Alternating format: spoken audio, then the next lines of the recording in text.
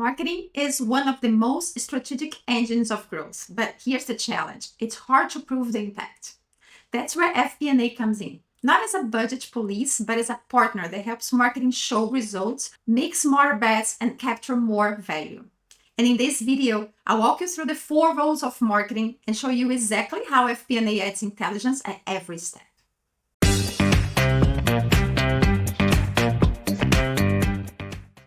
Let's break this down. Marketing has 4 main roles. Create value, positioning the product on the right market through pricing and innovation.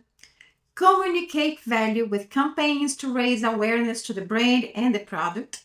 Deliver value, choosing the right channels, improving customer experience, and creating customer engagement with the brand.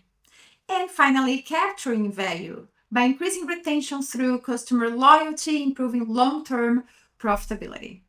Let's start with the first one.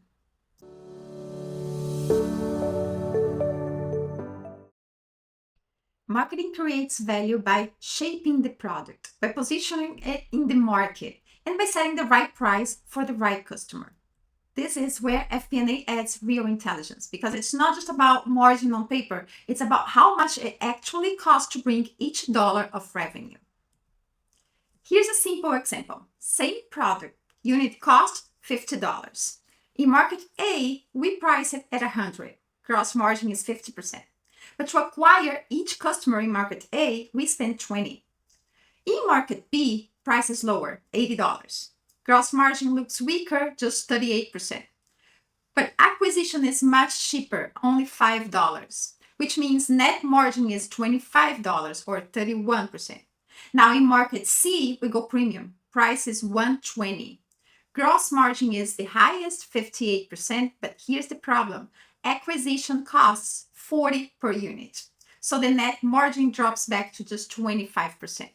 On paper, C look at the most attractive. In reality, market B is delivering the most efficient return.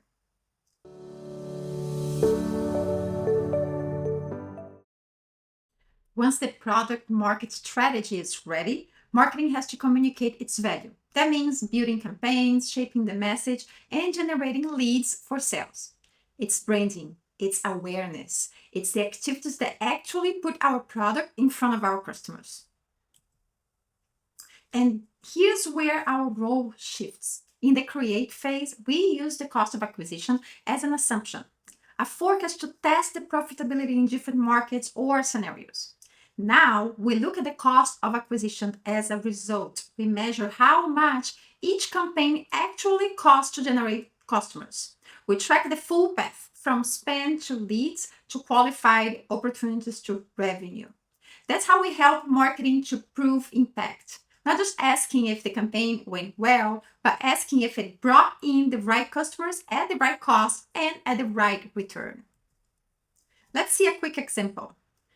Here's campaign A. We spent $10,000 and generated 500 leads. 100 were qualified by sales and 30 closed. That brought $60,000 in revenue. The cost of acquisition is $333 per customer, and the ROI is 6 times the spend. Now campaign B. We spent more, $15,000. Got fewer leads, 400. 120 qualified, but only 25 closed. Revenue was $45,000. Cost of acquisition jumps to $600 per customer. ROI drops to 3 times the spend. So here's the point. In Create, we model what CAC should look like. Here in Communicate, we measure what CAC actually is, campaign by campaign, channel by channel. That's how we help marketing optimize where to invest the next dollar.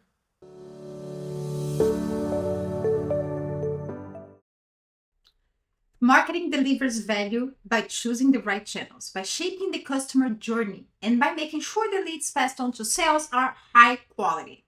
Because here's the thing, sales owns the funnel once a lead is qualified, but marketing decides which channel fill that funnel and how strong these leads are when they arrive.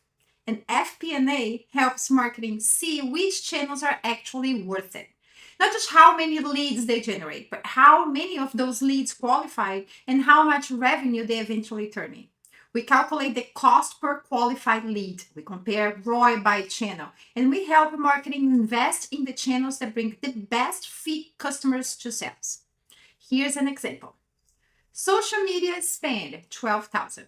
It brings 600 leads, but only 20% qualified. That's 120. Cost per qualified lead is $100. ROI, 3.5 times spent. Events, 20,000 spent. Fewer leads, 300, but half qualified, 150. Cost per qualified lead is 133. ROI jumps to 5 times spend. Referrals, only 5,000 spent. 100 leads, half qualified, 50. Cost per qualified lead is 100, and ROI, 7 times spent. So which channel is the best? Not the one with the most leads, but the one delivering the most efficient, qualified customers for sales to convert.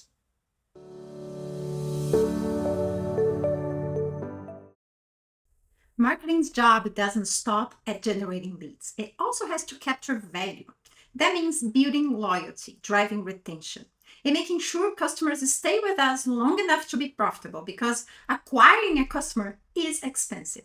The real payoff comes when that customer stays, buys again, and grows with us. FP&A helps measure if that value is actually captured. We calculate customer lifetime value, CLV.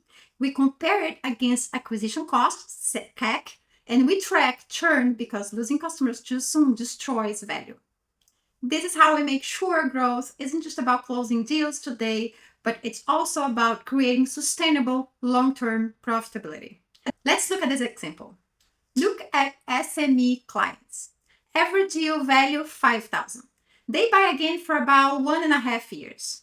That gives us a lifetime value of $7,500. Acquisition cost is $2,000, so the CLV to CAC ratio is 3.8. But churn is high, 35%. Mid-market looks stronger. Average deal value $12,000. They stay for around 3 years. Lifetime value $36,000.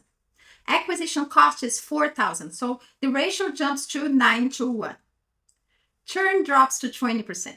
Now, enterprise. One deal is $50,000. On average, they stay 5 years. That's a lifetime value of $250,000. Acquisition cost is higher, $20,000. But the ratio is still 12.5:1, and churn is just 10%. So what do we see? Not all customers create the same long-term value. And FP&A helps marketing prove where retention matters most and where the next dollar should go to capture value sustainably. So let's just recap. Marketing has 4 main roles: creating value, communicating value, delivering value, and capturing value.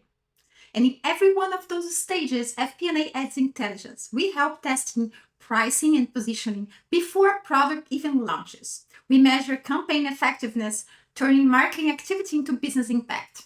We compare channels, showing which ones deliver the best leads for sales to convert. And we track long-term value, proving where retention and loyalty really pay off. Now, yes, FP&A will also forecast marketing expenses. But did you see how small that is compared to everything else? Forecasting spend is the tiny part. The real value is in partnering with marketing to maximize their impact on the business. That's what makes FP&A more than a reporting team. It makes us a strategic partner. And this is just one piece of the story. Stick with me for the next videos in the series FP&A from Zero to Hero, where we'll keep breaking down how FP&A drives real value across the business.